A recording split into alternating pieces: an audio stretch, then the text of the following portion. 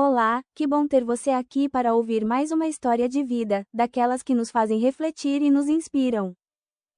Acomode-se e vamos juntos acompanhar a jornada que vou narrar agora. Eu sou Sofia, tenho 25 anos, e sempre fui a filha responsável. Quando minha irmã Isabela se formou na faculdade na primavera passada, nossos pais deram um jantar luxuoso para ela. Ainda me lembro do sorriso da minha mãe enquanto ela entregava à minha irmã as chaves de um Tesla no valor de R$ 350 mil. Depois, ela se virou para mim e mencionou casualmente que eu precisaria começar a pagar R$ 2.500 de aluguel no próximo mês. Aquela noite mudou tudo entre nós. Se você está assistindo a este vídeo, deixe um comentário me dizendo de onde você está. E não se esqueça de curtir e se inscrever para ouvir mais histórias sobre como se impor quando a família se aproveita de você. Crescendo, eu sempre fui a responsável. Desde que eu tinha a idade suficiente para entender o conceito de expectativas, eu sabia que as minhas eram mais altas que as da minha irmã. Nossos pais, Clara e Roberto, pareciam ter livros de regras diferentes para nós. Quando eu tinha 16 anos, eu tinha que manter notas máximas, participar de atividades extracurriculares que ficariam bem nas inscrições para a faculdade e trabalhar nos fins de semana no supermercado local para contribuir com minha futura educação. Enquanto isso, Isabela era elogiada por trazer para casa notas 7 e 6. Eu não me importava em trabalhar duro. Na verdade, eu me orgulhava das minhas conquistas. No último ano do ensino médio, eu era presidente da turma, capitã da equipe de debate e me formei com a maior média da escola. Na noite da minha formatura do ensino médio, celebramos em uma churrascaria simples. Meus pais me deram um cartão com R$ 500 e me disseram o quanto estavam orgulhosos. Eu apreciei o gesto, mas não pude deixar de notar que eles haviam dado uma festa no quintal para a Isabela com todos os amigos dela quando ela simplesmente passou no teste de direção. A faculdade foi mais do mesmo. Eu frequentei a universidade estadual com uma bolsa parcial, mas ainda precisava cobrir o resto. Eu trabalhei em 3 empregos de meio período. Turnos matinais em uma cafeteria, recepcionista de fim de semana em um escritório de advocacia e aulas particulares online à noite. Mesmo com essa agenda, mantive uma média alta no meu curso de administração. Meus pais ligavam ocasionalmente, principalmente para perguntar sobre minhas notas ou para me contar sobre as últimas conquistas de Isabela no ensino médio. Quando me formei com honras, meus pais compareceram à cerimônia, mas tiveram que sair mais cedo porque Isabela tinha uma apresentação de dança naquela tarde. Meu jantar de formatura foi em um restaurante de rede, onde meu pai passou a maior parte do tempo no celular checando e-mails de trabalho. Meu presente foi um traje social para entrevistas de emprego. Prático, mas dificilmente comemorativo. O mercado de trabalho estava difícil quando me formei. Apesar das minhas qualificações, as vagas de nível inicial na minha área eram escassas. Depois de 3 meses enviando currículos e não chegando a lugar nenhum, relutantemente voltei para casa. Meus pais concordaram, mas com expectativas claras de que isso era temporário. Finalmente consegui um emprego como coordenadora de marketing assistente. O salário não era ótimo, R$ 50 mil por ano, mas era na minha área e oferecia potencial de crescimento. No dia seguinte ao recebimento do meu primeiro salário, minha mãe mencionou casualmente no café da manhã que, agora que eu estava empregada, eles esperavam que eu contribuísse com as despesas da casa. R$ 600 por mês parecia razoável por moradia e alimentação, então concordei sem reclamar. Enquanto isso, Isabela estava se preparando para a faculdade. Ao contrário de mim, ela optou pela cara universidade particular do outro lado do estado. Meus pais não piscaram com a anuidade de R$ 70 mil por ano. Eles até compraram para ela um MacBook Pro novo, um guarda-roupa completo e mobiliaram completamente seu quarto no dormitório com móveis de luxo. Quando mencionei a disparidade uma vez, minha mãe disse: "Você sempre deu conta de tudo, Sofia." Isabela precisa de mais apoio para ter sucesso. Tentei não deixar isso me incomodar. Talvez Isabela realmente precisasse de mais apoio. Talvez eu devesse me orgulhar por ser autossuficiente o suficiente para que meus pais não se preocupassem comigo. Mas, à medida que os anos passavam e o padrão continuava, ficava mais difícil ignorar. Durante os 4 anos de faculdade de Isabela, ela mudou de curso 3 vezes, tirou um semestre para se encontrar na Europa e, de alguma forma, ainda se formou a tempo com um diploma em comunicação. Durante esse período, minhas contribuições para as despesas domésticas aumentaram gradualmente para R$ 1.000 mensais, enquanto eu também pagava meus empréstimos estudantis e tentava fazer algumas economias. Toda vez que eu considerava arranjar meu próprio lugar, algo me segurava.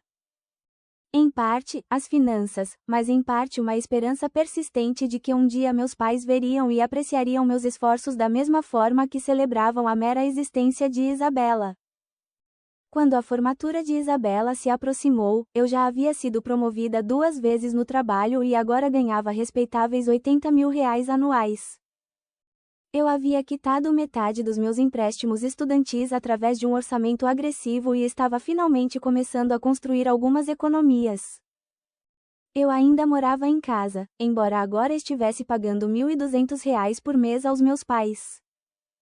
Eu genuinamente amava a minha irmã. Apesar do favoritismo óbvio, Isabela nunca tinha sido deliberadamente cruel a esse respeito.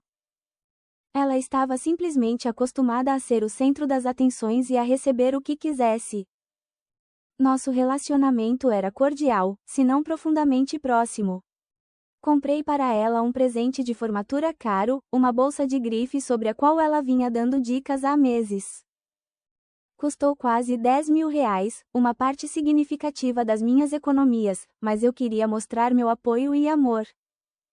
No fim de semana antes do jantar de formatura dela, ouvi meus pais discutindo finanças no quarto deles. Meu pai parecia estressado com dívidas de cartão de crédito, e minha mãe lhe garantiu que, assim que Isabela se formasse e Sofia começasse a pagar sua parte justa, as coisas ficariam mais fáceis. O comentário me inquietou, mas eu o deixei de lado. Certamente eles não esperariam que eu subsidiasse a família de forma significativa. Afinal, eu estava tentando construir minha própria vida. O jantar de formatura de Isabela foi no DOM, o restaurante mais caro da nossa cidade. Cheguei cedo, tendo tirado metade do dia de folga para ajudar meus pais a arrumar a sala privativa que eles haviam reservado. Taças de cristal brilhavam sob os lustres, e cada lugar tinha uma elegante sacola de presente, exceto o meu. Eu notei, mas não disse nada. Enquanto a família e os amigos chegavam, eu desempenhei o papel de irmã solidária perfeitamente. Tirei fotos, direcionei os convidados para a mesa de presentes e me certifiquei de que todos tivessem bebidas. Minha irmã chegou por último, fazendo sua entrada em um vestido novo que eu não tinha visto antes. Meus pais sorriam de orgulho. Nossa filha, a universitária formada, anunciou meu pai, erguendo a taça. Todos aplaudiram. Eu sorri e aplaudi junto com os outros, genuinamente feliz por Isabela, apesar da voz irritante em minha cabeça me lembrando que minha própria formatura não mereceu tal celebração. O jantar foi um evento suntuoso. Vários pratos de comida gourmet acompanhados de vinho caro. Calculei o custo em minha cabeça à medida que a noite avançava, estimando que meus pais deviam estar gastando pelo menos R$ 15.000 nesta única refeição. Pensei no segundo emprego que tive durante a faculdade apenas para poder comprar os livros didáticos, mas afastei o pensamento. Esta era a noite de Isabela. Quando a sobremesa chegou, minha mãe se levantou e bateu na taça para chamar a atenção. A sala ficou em silêncio enquanto ela começava um discurso emocionado sobre o quão orgulhosa estava da conquista de Isabela. Seu pai e eu queríamos te dar algo especial para marcar esta ocasião, disse ela, pegando algo em sua bolsa. Algo que represente o futuro brilhante que está à sua frente. Ela tirou uma pequena caixa e a entregou a Isabela. Minha irmã a abriu com uma lentidão teatral, e então gritou de alegria. Ela ergueu um chaveiro com o logotipo distinto da Tesla. É sério isso? Isabela gritou, pulando da cadeira. Meu pai assentiu, sorrindo. Está estacionado lá fora. O Model Y azul que você estava de olho. A sala explodiu em conversas animadas enquanto Isabela corria para a janela. Com certeza, um Tesla novinho em folha com um laço gigante estava no estacionamento. 350 mil reais, no mínimo. Meu cérebro calculou automaticamente. Provavelmente mais perto de 400 mil com os adicionais que minha irmã teria querido. Eu me senti como se estivesse debaixo d'água. Os sons ao meu redor estavam abafados. Lembrei-me de ter recebido um vale combustível de R$ 200 na minha formatura, que meu pai me lembrou ser prático, já que você vai precisar para ir às entrevistas de emprego. Enquanto os convidados corriam para fora para admirar o veículo, eu permaneci sentada, tentando processar o que estava acontecendo. Minha mãe voltou para a mesa e sentou-se ao meu lado. Eu esperava talvez um reconhecimento da disparidade, talvez até uma explicação. Em vez disso, ela colocou a mão sobre a minha e sorriu. Sofia, seu pai e eu queríamos conversar com você sobre sua situação de moradia, ela começou. Meu estômago se contraiu. Agora que você está no seu emprego há 3 anos, com boas promoções, achamos que é hora de você contribuir de forma mais substancial para a casa. Eu pisquei, tentando seguir sua lógica. Mais do que os R$ 1.200 que eu já pago.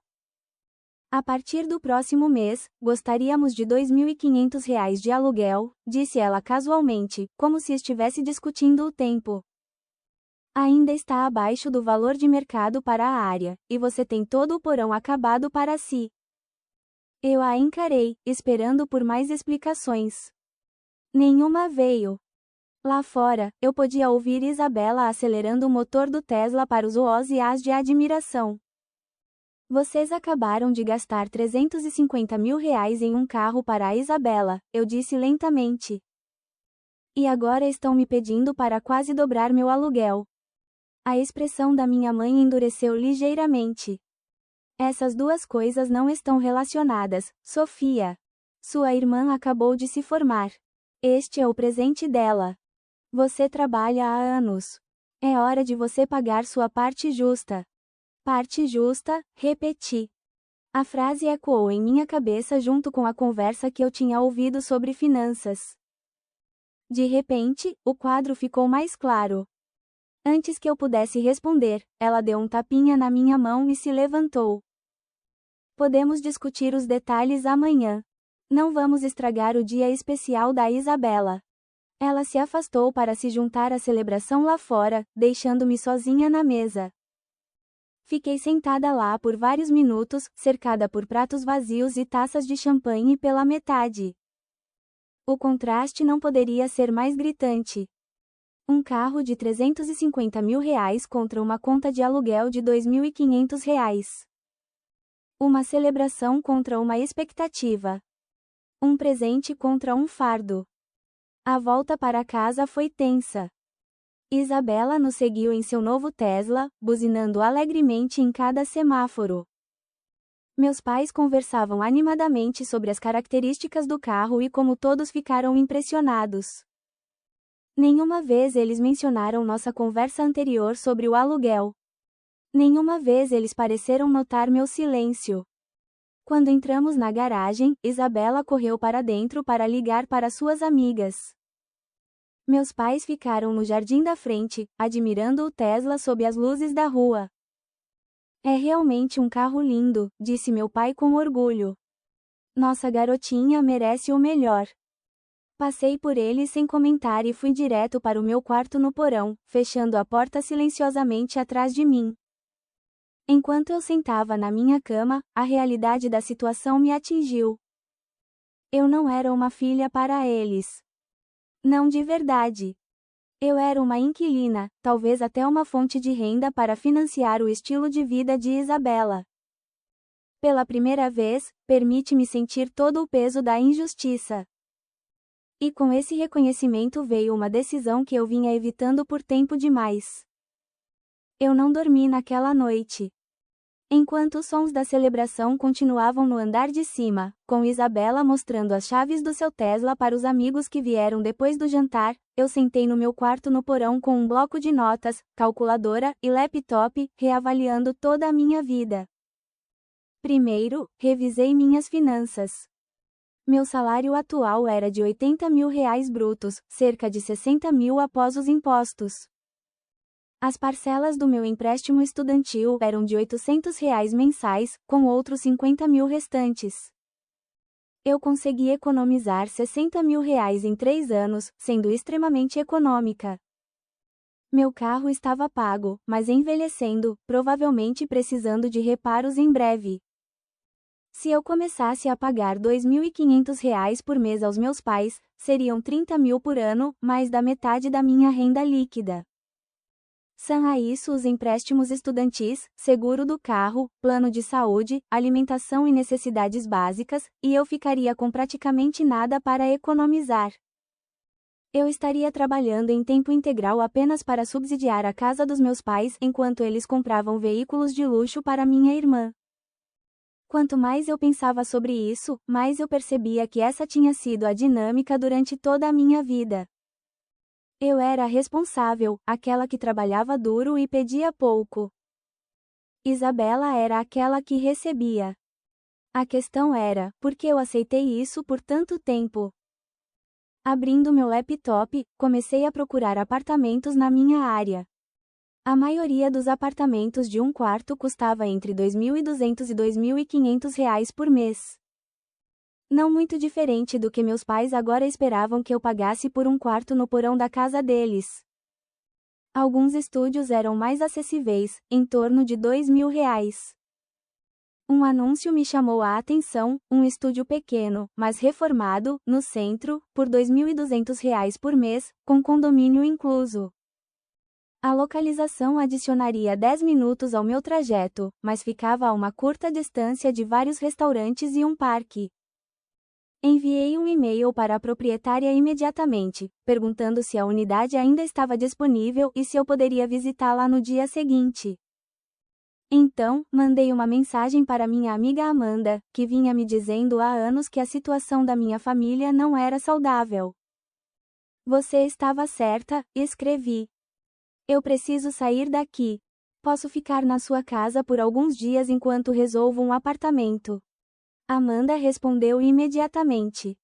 Finalmente, o quarto de hóspedes é seu pelo tempo que precisar. Venha hoje à noite se quiser. Fiquei olhando para a mensagem dela. Uma súbita sensação de possibilidade me invadiu. Por que não hoje à noite? O que eu estava esperando? Outra conversa onde minha mãe explicaria por que eu precisava subsidiar o estilo de vida deles enquanto mimavam minha irmã. Outro lembrete de que minhas contribuições para a família eram esperadas, enquanto a mera existência de Isabela era celebrada. Tomando uma decisão rápida, tirei minhas malas de debaixo da cama e comecei a arrumá-las metodicamente. Roupas, documentos pessoais, eletrônicos e alguns itens sentimentais que eram verdadeiramente meus. Fiquei surpresa com o quão pouco eu realmente possuía que me importava em levar. Enquanto eu arrumava as malas, ouvia a festa diminuindo no andar de cima. Os amigos de Isabela estavam indo embora. Meus pais estavam limpando. Ninguém veio ver como eu estava, para saber por que eu havia desaparecido da celebração. A percepção fortaleceu minha determinação. Fiz 3 viagens carregando as malas para o meu carro, estacionado na rua em vez da garagem onde o novo Tesla de Isabela agora estava. Ninguém notou meu movimento na escuridão. De volta ao meu quarto, olhei ao redor para o espaço que ocupei nos últimos 3 anos. Nunca pareceu realmente meu, percebi. Sempre temporário, sempre condicional. Na minha escrivaninha, deixei um breve bilhete. Decidi que é hora de me mudar. O aumento do aluguel torna mais econômico para mim ter meu próprio lugar. Já paguei os R$ 1.200 deste mês. Entrarei em contato assim que me estabelecer. Sofia. Sem apelos emocionais, sem acusações, apenas fatos. Eu sabia que qualquer tentativa de expressar meu sentimento seria descartada ou virada contra mim como sendo ciumenta ou ingrata. Dando uma última olhada, fechei a porta silenciosamente atrás de mim. A casa estava silenciosa agora, todos provavelmente na cama após a agitação do dia. Saí pela porta lateral, tranquei-a atrás de mim e caminhei até meu carro sem olhar para trás. A viagem até o apartamento de Amanda levou 20 minutos. A cada quilômetro que passava, sentia um peso sendo tirado dos meus ombros. Medo misturado com euforia, incerteza com alívio. Quando estacionei em frente ao prédio dela, minhas mãos haviam parado de tremer. Amanda estava esperando na porta de pijama, sua expressão uma mistura de preocupação e orgulho. Você realmente fez isso, disse ela, me ajudando com as malas. Eu realmente fiz isso, confirmei, seguindo-a para dentro. O quarto de hóspedes dela era pequeno, mas aconchegante, com uma cama de verdade em vez do futon que eu tinha no porão dos meus pais. Ela já havia colocado toalhas limpas e uma chave extra do apartamento dela. Podemos conversar sobre tudo amanhã, disse ela. Descanse um pouco. Você está segura aqui. Pela primeira vez em anos, talvez pela primeira vez na vida, senti que alguém estava colocando minhas necessidades em primeiro lugar. Enquanto eu estava deitada na cama naquela noite, esperava sentir arrependimento ou ansiedade. Em vez disso, senti algo totalmente diferente. Liberdade. A primeira semana no apartamento de Amanda foi uma maratona de visitas a apartamentos, reuniões de trabalho e desvio de ligações da minha família. Meu celular vibrou constantemente naquele primeiro dia com mensagens que iam da confusão à raiva. Os textos da minha mãe evoluíram de onde você está, para como você pôde ser tão egoísta. Em poucas horas, meu pai ligou 2 vezes, deixando mensagens de voz pedindo para eu ser razoável e discutir isso como adultos. Isabela mandou uma única mensagem: belo jeito de fazer minha formatura ser sobre você de novo. Eu não respondi a nenhuma delas.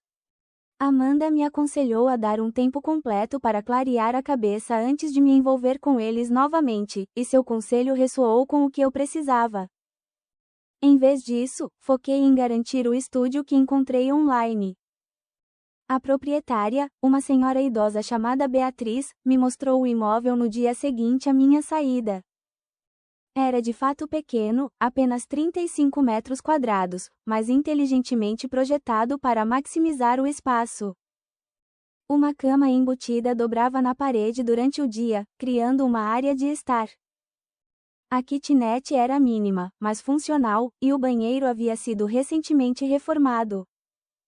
A melhor característica era uma grande janela com vista para um pequeno jardim comunitário. Não é muito, reconheceu Beatriz, mas é silencioso, limpo e todo seu. Todo meu. A frase me atingiu profundamente. Assinei o contrato de aluguel naquele dia. Paguei o primeiro mês de aluguel e o depósito de segurança. Eu poderia me mudar imediatamente. Mobiliar o apartamento foi um exercício de orçamento e criatividade. Eu tinha meus pertences pessoais, mas não possuía móveis. Amanda me ajudou a vasculhar brechós e marketplaces online em busca de peças acessíveis. Um conjunto de mesa e cadeiras de segunda mão por R$ 300. Uma poltrona de leitura confortável por 250. Itens essenciais de cozinha de lojas de R$ 1. Lentamente, o espaço vazio se transformou em algo que parecia meu. Enquanto isso, as ligações da minha família continuavam. Após 3 dias, as mensagens da minha mãe se tornaram ameaçadoras. Se você não nos ligar de volta imediatamente, vamos registrar um boletim de ocorrência de desaparecimento na polícia. Finalmente enviei uma breve mensagem: estou segura e bem. Preciso de espaço. Por favor, respeitem isso. Eles não respeitaram. Meu pai apareceu no meu local de trabalho no dia seguinte, causando uma cena na recepção que exigiu a intervenção do meu chefe. Mortificada, tive que explicar alguma versão da situação para minha supervisora. Desentendimento familiar, eu disse vagamente. Eu me mudei recentemente e eles não estão lidando bem com isso. Minha chefe, Natália, foi surpreendentemente compreensiva. Tire um almoço mais longo se precisar resolver as coisas, ela ofereceu. E avise a segurança se eles aparecerem de novo. Naquele fim de semana, troquei meu número de telefone, dando o novo apenas para Amanda, minha chefe, e alguns amigos próximos, com instruções estritas para não compartilhá-lo com minha família. Parecia extremo, mas também necessário para minha paz mental. A cada dia que passava no meu novo apartamento, eu me sentia mais centrada.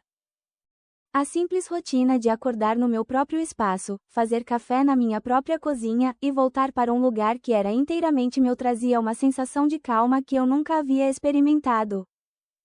Havia desafios, é claro. O orçamento era apertado depois do aluguel, empréstimos e despesas básicas de vida. Eu tinha pouco sobrando para extras, mas a liberdade valia cada sacrifício. 2 semanas depois de me mudar, conheci minha vizinha do outro lado do corredor, Helena, uma designer gráfica que trabalhava remotamente. Ela me convidou para um café e descobrimos um amor em comum por filmes antigos e trilhas. Foi revigorante formar uma amizade baseada em interesses comuns, em vez de obrigação ou história. Eu me mudei para cá depois de terminar um relacionamento ruim, Helena me contou em nosso segundo encontro para café. Melhor decisão que já tomei. Às vezes, você precisa se colocar em primeiro lugar para descobrir quem você realmente é. Suas palavras ressoaram profundamente. Quem era eu? Fora de ser a filha responsável, aquela que sempre fazia o que era esperado. Eu estava apenas começando a descobrir a resposta. No trabalho, livre do estresse constante da minha situação familiar, meu desempenho melhorou. Natália notou e me designou para liderar um novo projeto com um cliente importante. A oportunidade veio com a promessa de outra promoção se corresse bem, potencialmente aumentando meu salário para R$ 100.000. Pela primeira vez, eu podia vislumbrar um futuro onde eu não era apenas financeiramente estável, mas próspera.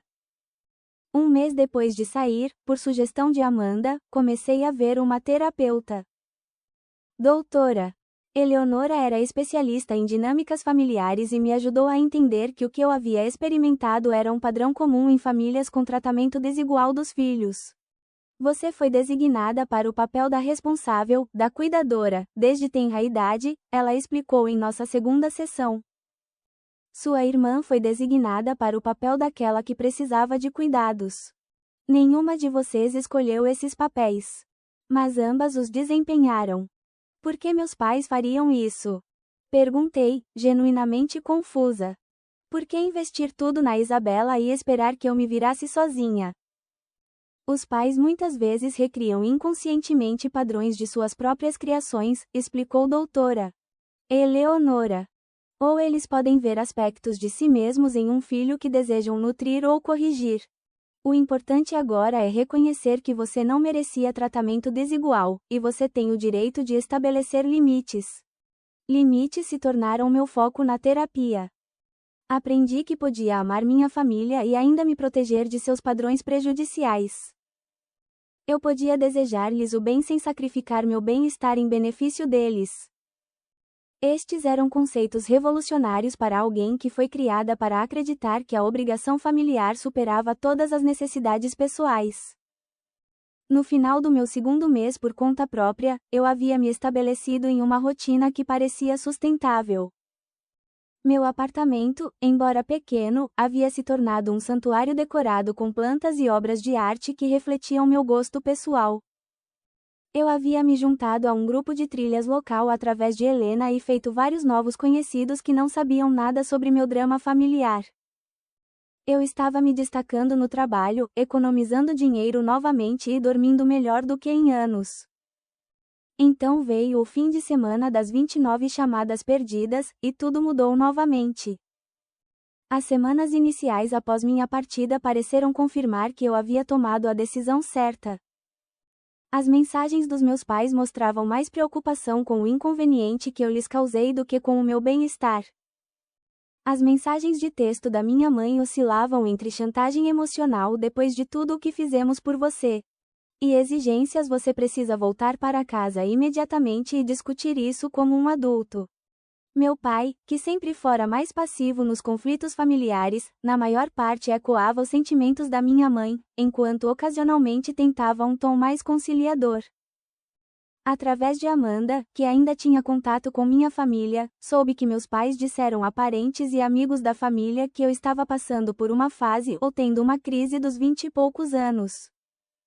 Eles enquadraram minha partida como um ato de rebelião, em vez de uma resposta a anos de tratamento desigual. Essa narrativa servia a dois propósitos: os absolvia de qualquer responsabilidade e me posicionava como instável e irracional. Cerca de 3 semanas depois que saí, as táticas mudaram. Minha mãe começou a enviar mensagens mais longas e emocionais através de Amanda. Diga a Sofia que sentimos falta dela e só queremos conversar. A casa parece vazia sem ela. Esses apelos eram mais difíceis de ignorar do que as exigências raivosas, mas a doutora Eleonora me ajudou a reconhecê-los como outra forma de manipulação. Note que ainda não há reconhecimento dos seus sentimentos ou dos problemas que a levaram a sair, ela apontou durante uma de nossas sessões. A verdadeira reconciliação começa com o reconhecimento. Por volta da marca de 1 mês, minha família começou a envolver parentes distantes em seus esforços para me alcançar. Minha tia Margarida, irmã da minha mãe, com quem eu sempre fui próxima, ligou para a Amanda repetidamente até que ela, relutantemente, passou o recado de que Margarida queria me ver. Concordei em encontrá-la para almoçar em um café longe do meu novo apartamento. A reunião começou calorosamente, mas rapidamente revelou seu verdadeiro propósito. Sua mãe está desesperada, disse Margarida após nossos cumprimentos iniciais. Ela não consegue entender por que você simplesmente abandonaria sua família assim. Ela te contou sobre a exigência de aluguel de R$ 2.500 logo depois de dar um Tesla para a Isabela. Perguntei. Margarida pareceu desconfortável. Bem, você tem um bom emprego agora, e os pais têm o direito de pedir aos filhos adultos que contribuam com a casa. R$ 1.200 era minha contribuição. R$ 2.500 era para subsidiar o carro da Isabela, respondi. A conversa se deteriorou a partir daí, com Margarida finalmente admitindo que havia prometido à minha mãe que descobriria onde eu estava morando. Saí sem terminar minha refeição ou fornecer qualquer informação sobre meu novo lar. Na semana seguinte, Margarida apareceu no meu local de trabalho, causando outra cena desconfortável. Desta vez, Natália foi menos compreensiva.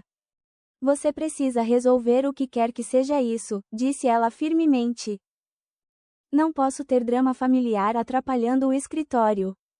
Naquela noite, liguei para o celular do meu pai, o primeiro contato direto que iniciei desde que saí.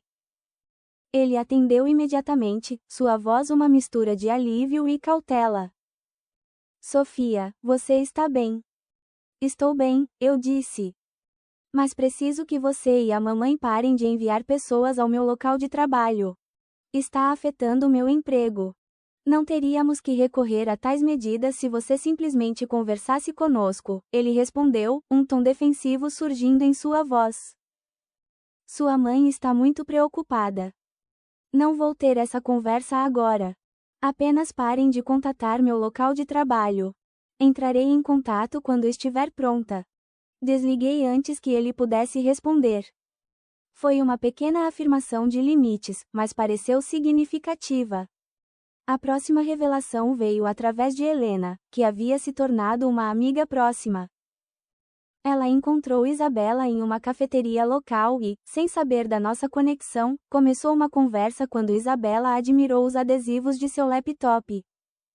De alguma forma, o assunto de emprego surgiu. Ela mencionou que recentemente perdeu o emprego em marketing e voltou para casa, relatou Helena. Disse que a empresa teve demissões inesperadas. Ela parecia bem para baixo com isso. Essa informação mudou algo no meu entendimento da situação. Se Isabela estava desempregada e morando em casa, a renda familiar dos meus pais havia diminuído significativamente, enquanto suas despesas haviam aumentado. O momento se alinhava perfeitamente com a súbita exigência deles por mais aluguel de mim. Através de questionamentos cuidadosos a Amanda, que ainda seguia as redes sociais da família, aprendi mais. O Tesla havia sofrido um acidente apenas 2 semanas após a formatura. Isabela não se machucou, mas o carro sofreu danos significativos. Pior, descobriu-se que minha irmã não havia contratado a cobertura de seguro adequada, deixando meus pais para arcar com a franquia de R$ 15 mil para os reparos. Além disso, Amanda descobriu através de amigos em comum que a pequena firma de contabilidade do meu pai estava com dificuldades. Ele havia perdido 2 clientes importantes nos últimos meses e teve que demitir um funcionário. O quadro financeiro estava se tornando mais claro, e não era nada bom. 6 semanas após minha partida, a situação escalou novamente quando minha mãe de alguma forma obteve meu endereço de e-mail do trabalho e começou a enviar mensagens diárias. A maioria eram apelos emocionais, mas alguns continham informações preocupantes. A pressão arterial do seu pai está nas alturas por causa do estresse que você causou, dizia um. É assim que você nos retribui por tudo o que fizemos por você. Eu não respondi, mas encaminhei os e-mails dela para minha conta pessoal, criando um registro da comunicação, a conselho da doutora Eleonora. Documente tudo, ela havia sugerido. Isso ajuda a manter a clareza quando as emoções ficam avassaladoras. O verdadeiro choque veio 2 meses depois que eu saí. Amanda me ligou, parecendo chateada. Acabei de encontrar sua tia Margarida no supermercado, disse ela. Sofia, eles estão dizendo às pessoas que você teve algum tipo de colapso nervoso. Estão dizendo que você ficou paranoica e delirante e que é por isso que você foi embora. Margarida me perguntou se eu tinha notado algum comportamento preocupante em você. A revelação me deixou sem palavras. Uma coisa era meus pais estarem com raiva ou magoados com a minha partida. Mas espalhar ativamente mentiras sobre minha saúde mental era um novo nível de baixeza.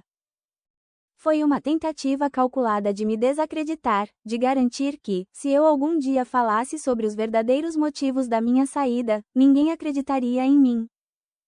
Naquele fim de semana, dei um passo significativo para recuperar minha narrativa. Escrevi um e-mail calmo e factual para vários membros da família e amigos próximos da família, explicando minha decisão de me mudar e abordando os rumores sobre minha saúde mental. Estou bem e prosperando em minha nova vida independente, escrevi. Minha decisão de sair foi baseada em considerações financeiras e no desejo de independência aos 25 anos, ambas escolhas adultas perfeitamente normais. Fico triste em saber que explicações alternativas para minha partida estão sendo circuladas. As respostas foram esclarecedoras. Vários parentes expressaram surpresa com a versão dos eventos que lhes foi contada. Alguns ofereceram apoio e compreensão. Outros mantiveram lealdade à narrativa dos meus pais. A família começou a se polarizar em torno da situação, o que foi doloroso, mas também esclarecedor. Quase 3 meses depois de eu ter saído, as coisas chegaram a um ponto crítico. Em um único fim de semana, meu telefone registrou 29 chamadas perdidas de vários membros da família, incluindo números que eu não reconhecia. Algo claramente havia acontecido. Soube por Amanda que meus pais haviam convocado uma reunião de emergência da família para discutir a situação da Sofia. O que quer que tenha sido dito naquela reunião havia mobilizado toda a família estendida para tentar me alcançar. Não retornei nenhuma das ligações, mas sabia que um confronto agora era inevitável. A questão não era mais se, mas quando e em quais termos. A resposta veio no dia seguinte, quando minha mãe apareceu sem avisar no meu prédio. Eu nunca descobri como minha mãe encontrou meu novo endereço. Talvez ela tenha contratado alguém, ou talvez um parente bem-intencionado o tenha descoberto e passado adiante. De qualquer forma, em uma noite de segunda-feira, exatamente 3 meses depois que saí de casa, voltei do trabalho para encontrá-la sentada no saguão do meu prédio. Meu primeiro instinto foi dar meia volta e ir embora, para evitar o confronto. Mas algo me parou. Uma voz que soava notavelmente como a da doutora Eleonora. A evitação prolonga o problema. Às vezes, você tem que atravessar o fogo para chegar ao outro lado. Aproximei-me lentamente, meu coração batendo forte. Minha mãe parecia menor de alguma forma, sua aparência usualmente perfeita, um pouco desarrumada. Quando ela me viu, levantou-se rapidamente, asando a saia com mãos nervosas. Sofia, disse ela, com a voz embargada. Finalmente. Como você me encontrou? Perguntei, mantendo distância. Isso importa, eu sou sua mãe. Você realmente achou que eu simplesmente deixaria você desaparecer de nossas vidas? Havia tanto para desvendar naquela declaração. Tantas suposições sobre posse e direitos. Mas o saguão do meu prédio não era o lugar para essa conversa. Podemos conversar no meu apartamento, eu disse, conduzindo-a brevemente ao elevador. O trajeto até o quarto andar foi silencioso e tenso. Enquanto caminhávamos pelo corredor, via observando o carpete desgastado, as paredes arranhadas, a distinta falta de luxo. Sua expressão era uma mistura de desdém e preocupação que fez meu estômago revirar. Abrindo minha porta, gesticulei para que ela entrasse. Meu estúdio estava limpo e organizado, mas inegavelmente pequeno. Cada centímetro quadrado havia sido cuidadosamente considerado e utilizado. Não era nada como a casa espaçosa onde eu cresci, mas era meu, pago com meu próprio dinheiro, decorado ao meu próprio gosto. Minha mãe ficou no centro da sala, olhando ao redor com uma expressão que eu não conseguia decifrar. Pena, julgamento, choque. É aqui que você tem morado, ela finalmente disse. Esta é a minha casa, respondi, enfatizando a palavra. Você quer um pouco de água, é tudo o que tenho a oferecer. Ela balançou a cabeça e permaneceu em pé, embora houvesse uma cadeira bem ao lado dela. Eu mesma me sentei, não querendo dar a ela a vantagem da altura nesta conversa. Você precisa voltar para casa, Sofia, ela começou sem rodeios. Isso já foi longe demais. Qualquer que fosse o ponto que você estava tentando provar, já foi provado. Eu não estava tentando provar um ponto, eu disse calmamente. Eu estava tomando uma decisão sobre minha vida. Tenho 25 anos, mãe. Não preciso morar com meus pais. Mas sair daquele jeito, sem nem mesmo falar conosco. E por causa de quê? Um simples pedido de aluguel que qualquer adulto deveria estar disposto a pagar. R$ 2.500 não é um pedido simples quando vem no mesmo dia em que você dá um carro de 350 mil para a Isabela, apontei. O contraste deixou bem claro qual é o meu lugar nas prioridades da família. O rosto dela corou. Isso é completamente diferente. Aquilo foi um presente de formatura. Eu também me formei, com honras. Ganhei um vale combustível. Não podíamos pagar mais na época. E você sempre foi tão independente, tão capaz. Então, sou punida por ser responsável, enquanto Isabela é recompensada por fazer o mínimo. A expressão da minha mãe endureceu. É por isso que não conseguimos ter uma conversa razoável com você. Você sempre teve ciúmes da sua irmã. Era o mesmo roteiro de sempre, a mesma deflexão e descarte dos meus sentimentos. Mas desta vez, eu não recuei. Isso não é sobre ciúmes, eu disse firmemente. Isso é sobre justiça, sobre reconhecimento, sobre me sentir valorizada na minha própria família. Porque a Isabela está morando em casa sem pagar aluguel, enquanto você exigiu 2.500 de mim. Minha mãe desviou o olhar, e naquele momento, vi algo rachar em sua fachada. Ela se sentou pesadamente na cadeira à minha frente. Nós precisamos do dinheiro, ela admitiu em voz baixa. O negócio do seu pai está com dificuldades. Temos dívidas de cartão de crédito das despesas da faculdade da Isabela. E agora ela está de volta em casa depois de perder o emprego, com as prestações do carro que estamos ajudando a cobrir porque ela não pode pagar. Lá estava, finalmente, a verdade. Então, eu deveria subsidiar seus erros financeiros e o estilo de vida da Isabela, eu disse, não como uma acusação, mas como uma constatação de fato. Você tem um bom emprego. Você é estável. Nós só precisávamos de uma ajuda até as coisas melhorarem, ela respondeu. Família ajuda a família. Mas não é ajuda quando é exigido sem explicação, sem reconhecimento, sem apreciação, apontei. É exploração. Ela se encolheu com a palavra. Isso é uma coisa terrível de se dizer à sua mãe. É uma coisa terrível de se perceber sobre seus pais, contrapus. Você já considerou me pedir ajuda diretamente, explicando a situação e solicitando assistência temporariamente? Em vez disso, você disfarçou como aluguel e me fez sentir como um fardo na minha própria casa de família, enquanto celebrava a Isabela. O silêncio que se seguiu foi pesado, cheio de verdades não ditas. Minha mãe olhava para as mãos, girando a aliança de casamento no dedo. Quão ruins estão as finanças? Finalmente perguntei. Ela olhou para cima, surpresa com a pergunta. Ruins, ela admitiu. Os reparos do Tesla custaram 15 mil reais que não tínhamos, porque a Isabela não contratou o seguro certo. Seu pai perdeu seus 2 maiores clientes no ano passado. Temos usado cartões de crédito para manter as aparências. A verdade é essa. Ela hesitou, depois continuou. Estávamos contando com o aumento do seu aluguel para ajudar a fazer os pagamentos mínimos. A revelação deveria ter me deixado com raiva, mas, em vez disso, senti uma estranha sensação de calma. As peças do quebra-cabeça estavam finalmente se encaixando. O comportamento dos meus pais não era sobre amar mais a Isabela, pelo menos não inteiramente. Tinha sido sobre desespero financeiro e mau planejamento colidindo com orgulho e um senso de direito. Eu não posso consertar isso para vocês, eu disse, gentil, mas firmemente. Não posso voltar para casa e pagar R$ 2.500 de aluguel para resolver problemas que não criei.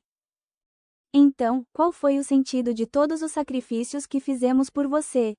Ela perguntou, a raiva surgindo novamente. A educação, as oportunidades. Os filhos devem cuidar dos pais eventualmente. Eu teria ajudado if vocês tivessem pedido honestamente, eu disse a ela. Mas não assim. Não sendo manipulada e feita para me sentir menos valiosa que a Isabela. Minha mãe se levantou abruptamente. Vejo que isso foi um erro. Você claramente não se importa com o que acontece com sua família. Enquanto ela se movia em direção à porta, eu permaneci sentada. Eu me importo, eu disse em voz baixa. Mas também me importo com o que acontece comigo. Pela primeira vez na minha vida, estou me colocando em primeiro lugar, e não vou me desculpar por isso. Ela parou com a mão na maçaneta, sem olhar para trás. O aniversário do seu pai é no próximo domingo. Ele gostaria que você estivesse lá. Não era bem um ramo de oliveira, mas era algo. Um reconhecimento, talvez, de que a porta não estava completamente fechada entre nós. Vou pensar sobre isso, respondi. Depois que ela saiu, fiquei sozinha no meu pequeno apartamento, sentindo-me estranhamente empoderada. O confronto que eu temia por meses finalmente aconteceu, e eu permaneci fiel a mim mesma. Eu não havia cedido, não havia concordado em resgatá-los de sua bagunça financeira. Mas também não havia rompido o relacionamento completamente. Era um equilíbrio delicado, um que eu estava apenas aprendendo a manter. Naquela noite, liguei para a doutora Eleonora e relatei a conversa. Você estabeleceu um limite e o manteve, mesmo sob pressão, ela observou com aprovação. Isso é um progresso significativo. Mas ainda me sinto culpada, admiti. Eles estão com problemas financeiros e eu tenho economias. Culpa não é o mesmo que responsabilidade, ela me lembrou. Você pode escolher ajudá-los em seus termos, se quiser, mas não é obrigada a sacrificar seu bem-estar por decisões ruins que você não tomou. Era uma distinção que eu ainda estava aprendendo, a diferença entre apoiar a família e permitir a disfunção.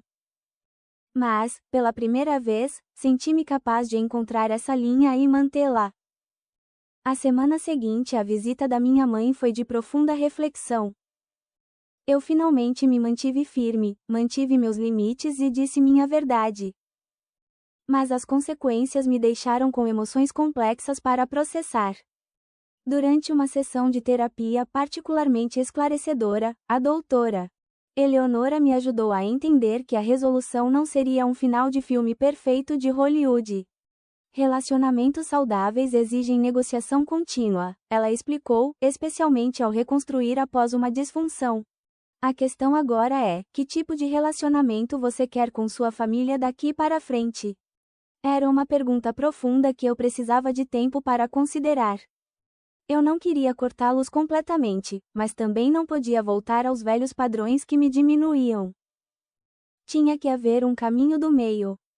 Após muita reflexão, decidi entrar em contato diretamente com a Isabela. De todos os membros da minha família, ela era talvez a menos culpada na situação. Ela foi criada para esperar tratamento preferencial, nunca lhe ensinaram responsabilidade financeira e agora estava enfrentando consequências para as quais não estava preparada. Concordamos em nos encontrar em uma cafeteria a meio caminho de nossas casas. Quando ela chegou, fiquei impressionada com o quão diferente ela parecia da formanda jubilante de 3 meses atrás. Suas roupas de grife haviam sido substituídas por jeans simples e um suéter. A arrogância confiante se foi, substituída por uma postura curvada que falava de derrotas recentes. Você está bem, disse ela após um cumprimento sem graça. A independência combina com você. Obrigada, respondi, genuinamente tocada pelo elogio inesperado. Como estão as coisas com você? Ela deu de ombros, mexendo o café sem rumo. Muito ruins, na verdade. Perdi meu emprego depois de 2 meses porque a empresa cortou o pessoal. O Tesla foi danificado e o seguro mal cobriu porque eu fiz a apólice mínima. Mamãe e papai estão brigando o tempo todo por dinheiro e todo mundo me culpa por você ter saído. Eu não esperava tanta honestidade. Eu não saí por sua causa, eu a assegurei. Eu saí porque precisava estabelecer minha própria vida e porque a disparidade em como éramos tratadas se tornou óbvia demais para ignorar. Isabela ficou quieta por um momento. Eu sempre soube que eles me favoreciam, ela finalmente admitiu. Eu só não pensava no que isso significava para você. Era mais fácil não questionar. Não foi sua culpa, eu disse. Você não criou a dinâmica.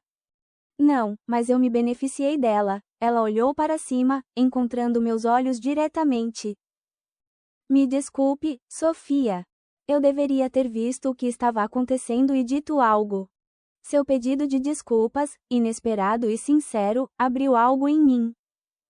Lágrimas que eu não me permiti derramar em meses de terapia e reflexão brotaram. Obrigada por dizer isso, consegui dizer. Passamos as 2 horas seguintes conversando mais honestamente do que nunca.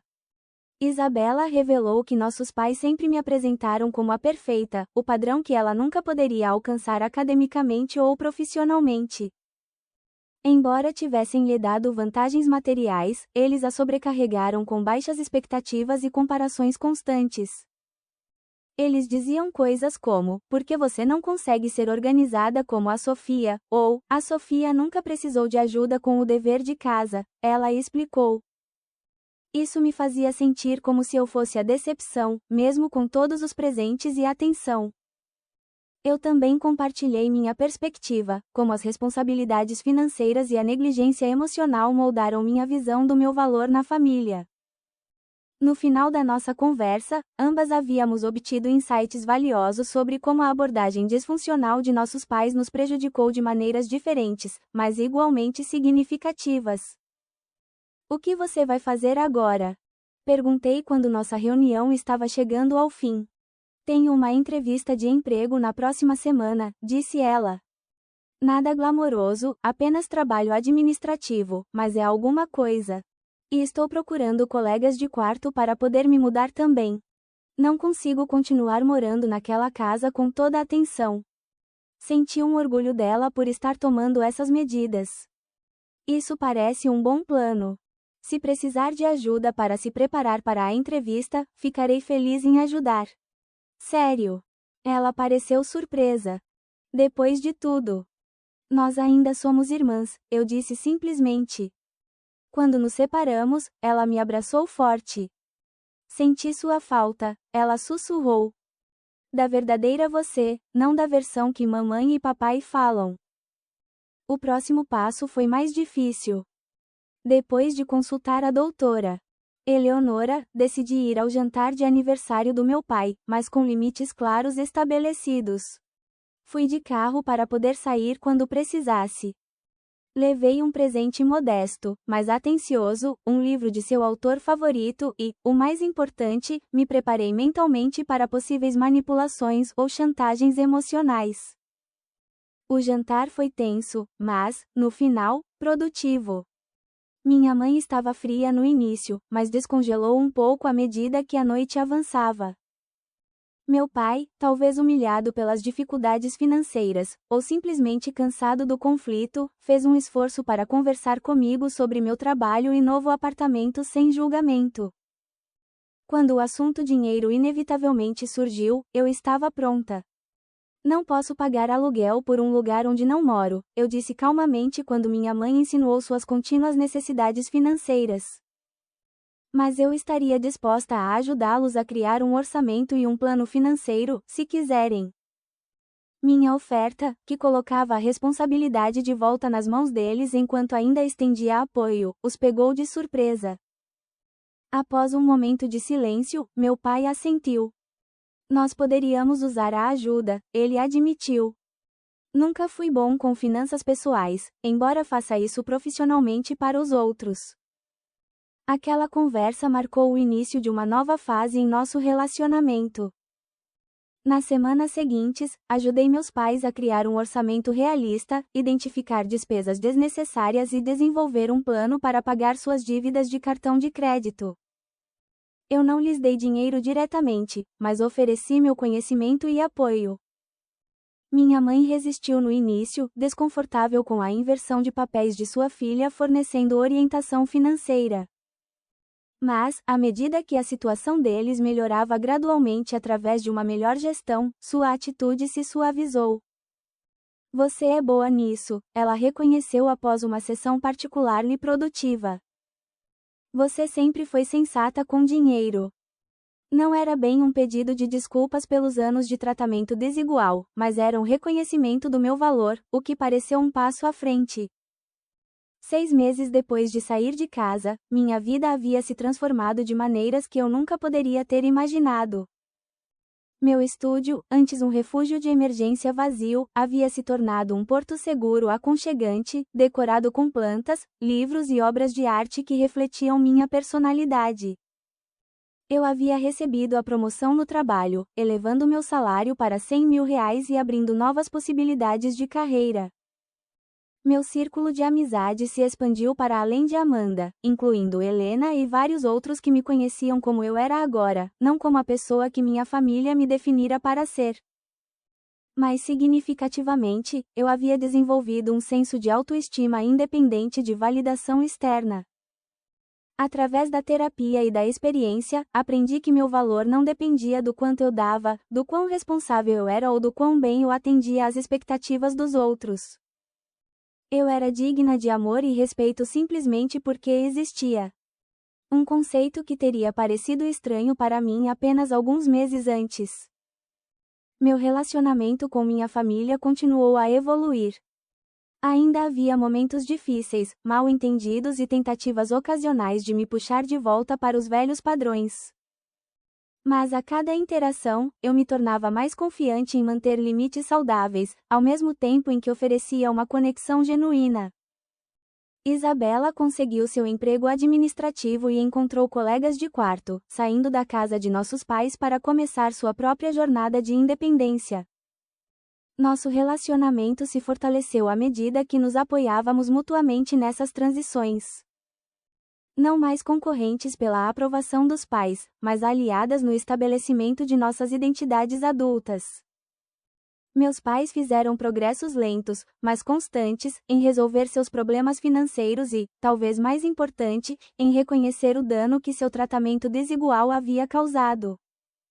Meu pai, especialmente, fez esforços para reconhecer sua parte na dinâmica. Eu sempre achei que estava fazendo o certo por vocês duas, ele me disse durante um raro almoço a sós. Exigindo de você porque você era capaz, e mimando a Isabela porque ela parecia precisar. Eu nunca considerei como isso poderia parecer da sua perspectiva. Não era uma compreensão completa, mas era genuína, e eu a aceitei como tal. Um ano após o jantar de formatura que mudou tudo, dei uma pequena reunião no meu apartamento, que eu havia recentemente atualizado para um quarto no mesmo prédio. Meus pais e Isabela compareceram, junto com Amanda, Helena e alguns outros amigos. A conversa foi às vezes estranha, mas na maior parte, calorosa. Enquanto eu olhava ao redor para esse grupo diverso de pessoas que desempenharam diferentes papéis em minha jornada, senti uma profunda sensação de gratidão. Aprendi que família não é apenas sobre laços de sangue ou história compartilhada. É sobre respeito mútuo, apoio genuíno e a liberdade de ser seu eu autêntico. Às vezes, isso significa criar distância, estabelecer limites ou ir embora completamente. Outras vezes, significa reconstruir sobre fundações mais saudáveis. A jornada raramente é linear ou completa. Ainda há dias em que velhas inseguranças surgem, quando questiono minhas decisões, ou sinto a atração das expectativas familiares. Mas esses momentos não me definem mais ou determinam minhas escolhas.